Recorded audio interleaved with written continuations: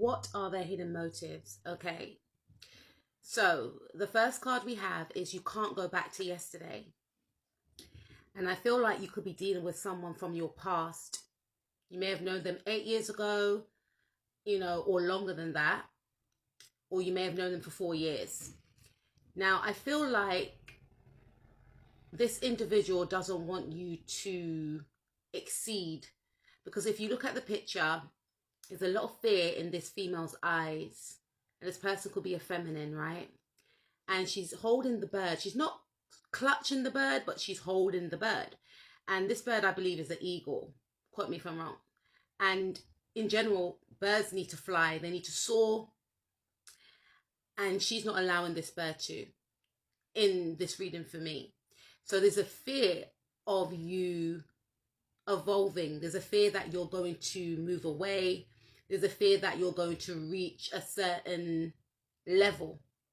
And this individual does not want you to, I'm hearing, leave them behind or go to that next level. There's a fear of your evolution is what I'm picking up. We have you are rare and free. You see that word, free. So you are very free-spirited, and this individual, or it could be numerous people, I feel like they want to put you in a box. It's almost as if whoever this person is, they feel as if when they were your age, they weren't as confident, as vibrant, as, fearless as you are.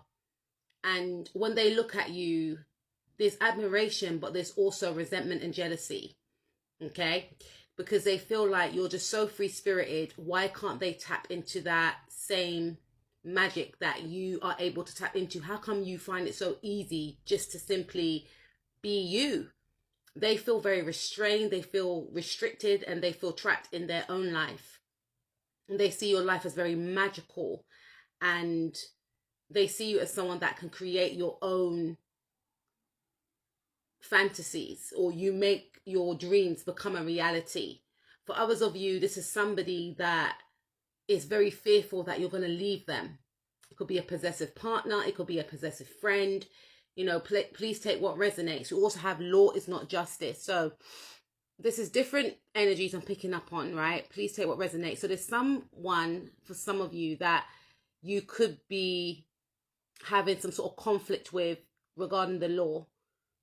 Okay? And I'm looking at the number 3 there.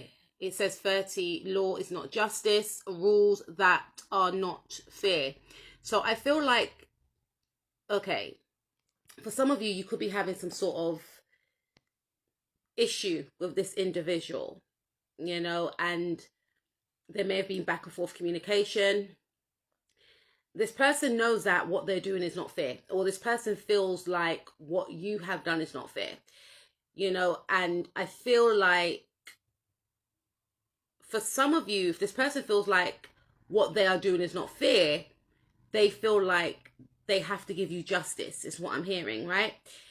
Again, this individual is operating in an energy whereby, because they feel trapped in their own life, they want to cause conflict, chaos, and madness in your life. So on a subconscious level, they are aware that what they're doing is not right. But it's like when they tap into that energy, they almost think like life ain't fair. So what does it matter that I'm doing this too? There's something around that. If you look at the card, she's holding the scales. I don't feel like this person's emotionally balanced. So they could be having a lot of emotional challenges at the moment, and this is why they're acting this way towards you. They're projecting onto you is what I'm picking up. And I'm looking at the number 30 there. Take away the 0 is free. The 3rd house, it rules Gemini, and Geminis are ruled by the planet Mercury. Mercury rules the mind, and I don't feel like this person is mentally well. It's what I'm picking up, okay? So this person, because they're not in the right frame of mind, that's one of the reasons why they have decided to fixate and focus on you and cause some sort of imbalance in your life. That's what you need to be aware of. But Spirit wants you to remain grounded and keep being the best version of yourself. Keep being the best you, you know. And if this person has been trying to smear campaign you or trying to get the authorities involved or whatever the case is, just know that things will balance out in your favor. And because this person is not operating in the right frequency, their behavior will be exposed, that they are not right. That's what I can say on that. Okay, so we've got manage to be glad. So this person's hidden motive is, you know, this could be a manager for some of you. This person is watching you. This person is, they could be seeing if you are right for this role. You know, they could be, for some of you, you may have an interview or something like that, or you could be working in a workplace, and this person could be looking at you and wondering if you are actually right for this role. So I'm hearing, don't get too close to the higher ups, because it's not a friendship. It's a work situation. You know, it's just business is what I'm picking up.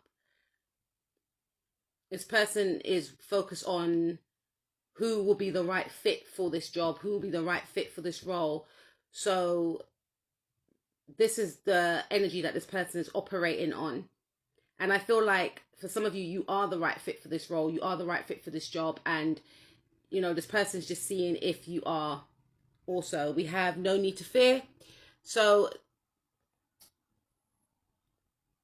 this person's hidden motive is that for some of you, they may want to bring fear into your life because, like I said, their life is not going well.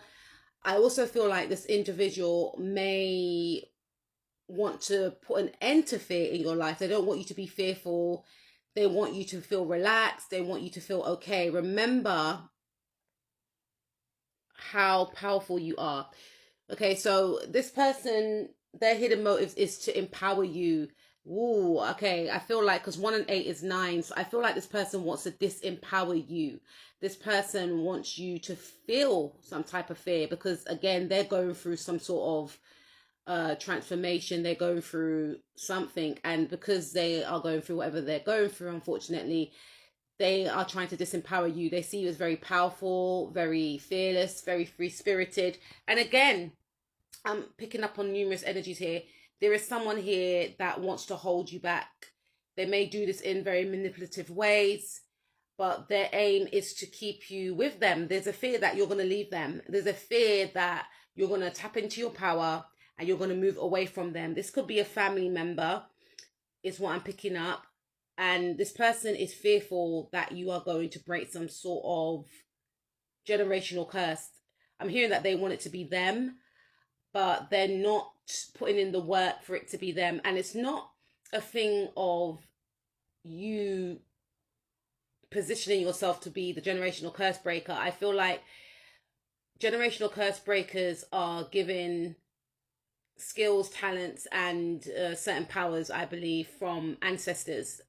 They're chosen by ancestors. Just because you come from the same family doesn't mean that everyone in your family is going to be a generational curse breaker. There's some people in families that continue generational curses. And when you are a person such as yourself that is a free spirit, you challenge the status quo, and you are going to be the outsider. You're going to be the scapegoat because you are chosen to be the generational curse breaker. You're chosen to set a new cycle of a way of how the family line should continue and be. And whoever this person is, they are in the energies of maybe a very negative ancestor that created a lot of toxic cycles in your family line, and they are spiritually battling with you to keep things the same way, or they feel like they should be the one that should be seen, that should lead, that should be the pioneer, and they're spiritually trying to come up against you. I'm going to do another part 2. Join me. This is deep.